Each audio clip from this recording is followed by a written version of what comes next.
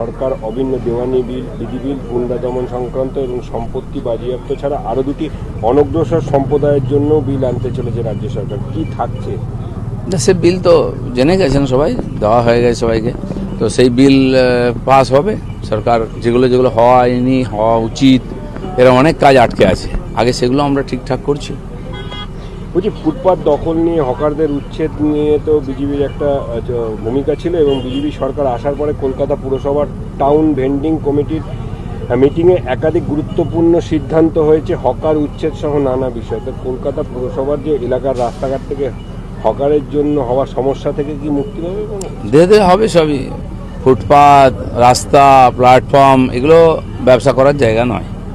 তো সেগুলো যারা বসেছেন, যারা বসিয়েছেন, সবাইকে বুঝতে হবে। চেঁচামেচি করে কোনো লাভ হবে না।